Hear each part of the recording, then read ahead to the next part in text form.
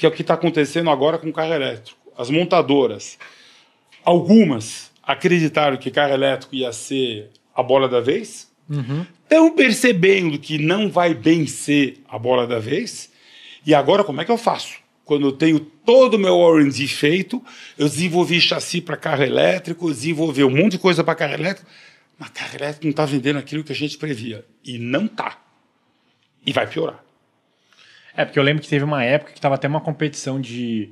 Era BYD, GM e até a Volvo entrou no meio, que parecia que quando você vai olhar para a grife, como a gente falou de Ferrari, o mais atrativo ali era um Volvo e que também tipo, você não acha mais para comprar também. Não o que aconteceu é que as montadoras se jogaram no carro elétrico, atrasadas em relação à China. Carro elétrico, ele é uma solução parcial para a mobilidade humana. O Boris sempre falou isso desde 2017, 2018. Mas o Boris é contra o carro elétrico. Eu não sou contra o carro elétrico. Aliás, ele vende a linha toda dele de elétrico. Mas eu lembro que você já falou bem de carro elétrico, principalmente no motor e tudo mais. Tá, para você andar no meio da cidade, é ótimo. Mas vai fazer uma viagem... Não. Se você não passar um perrengue, eu mudo de nome, tá? Você não vai conseguir chegar ou voltar.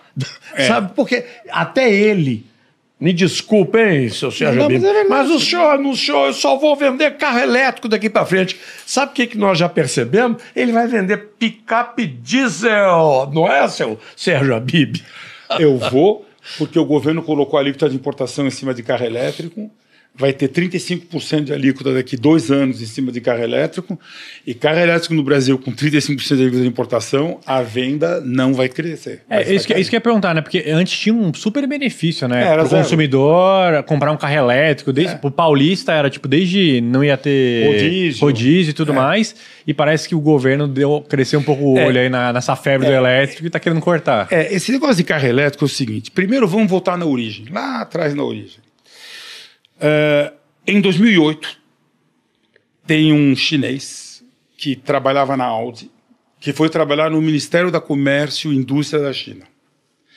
Esse chinês, que tem um nome chinês que eu não lembro, que hoje é um homem importante dentro do MIDIC deles lá, ele foi falar depois... Ele não era do partido, que é raro, hein? Tem 50 milhões de pessoas no Partido Comunista Chinês.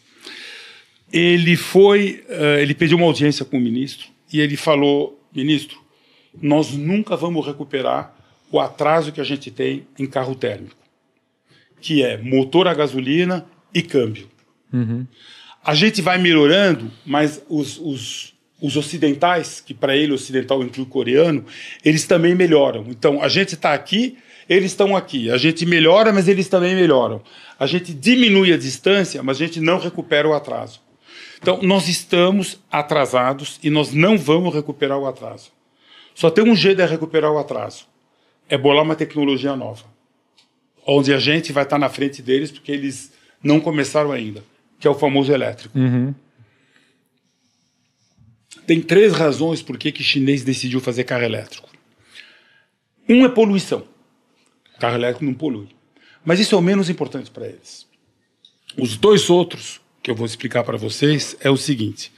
Primeiro é importação de petróleo. Isso é muito grave para eles. E segundo é dominar uma tecnologia em cima de um produto caro, que é caro, e para poder exportar, porque China, sou carro elétrico. Então, o carro elétrico lá foi desenvolvido antes dos países europeus e Estados Unidos. E tem uma série de razões, até culturais, e eu vou explicar para vocês, por que carro elétrico na China funcionou bem. Então, o carro elétrico na China ele foi desenvolvido para recuperar, para dominar uma tecnologia que nos carros térmicos eles não iam dominar. Não iam. Você não recupera 30 anos de atraso em 5 anos. Não dá. Porque os outros também estão melhorando. Uma maneira fácil de você medir o progresso tecnológico é potência por litro. Uma Ferrari dos anos 80 tinha 60, 70 cavalos por litro. Tinha 300 cavalos com motor de 4 litros. Hoje, motor de 4 litros, você tira 800 cavalos. Você entendeu? Você tira 200 cavalos por litro.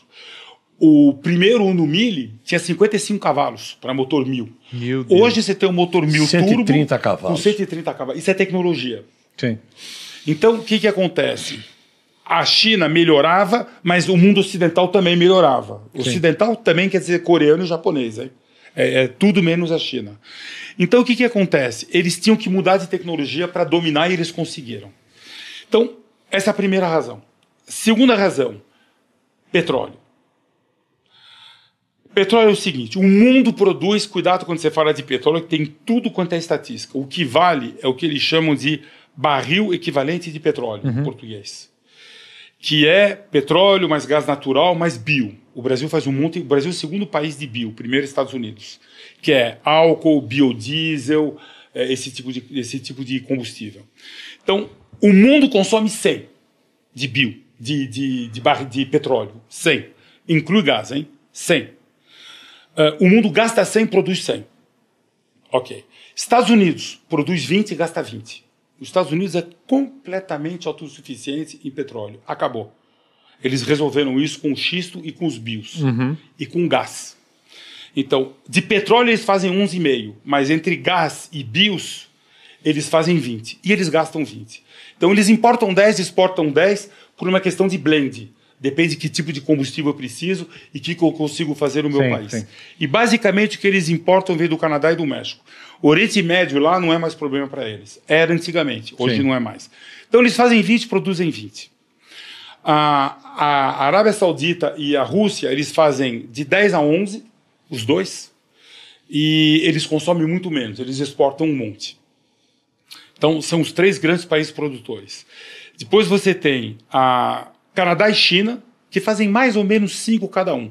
Às vezes a China faz um pouco mais, às vezes o Canadá faz um pouco mais. O Canadá faz 5, gasta 2 e exporta 3. A China faz 5 e gasta 13.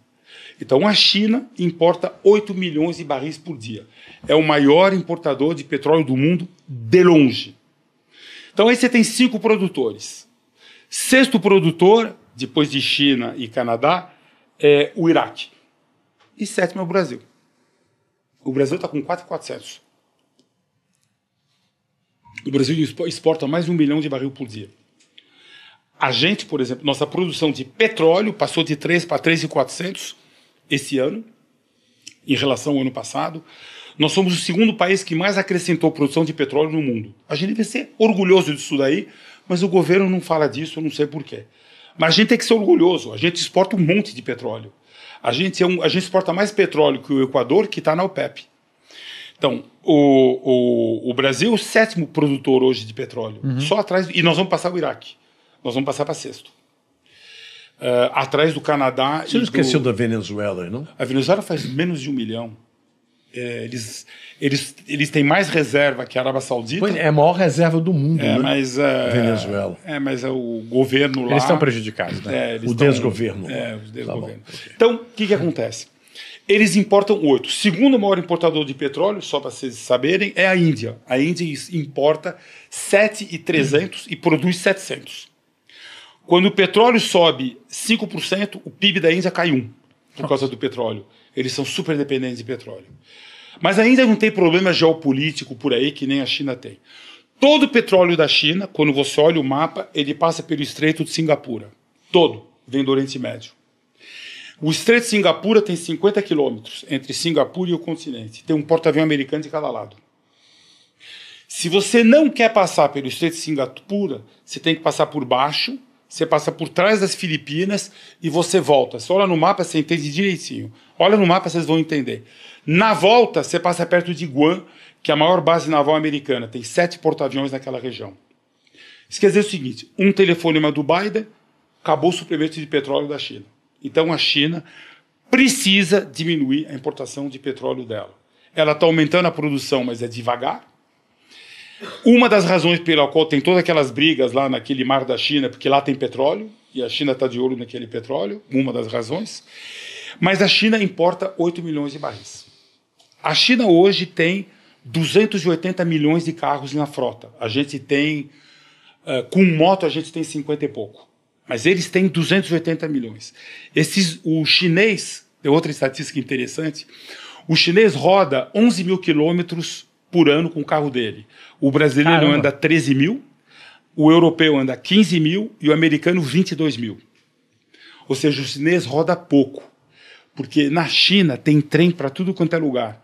E o chinês, ele viaja de trem quando ele viaja, ele não viaja de carro.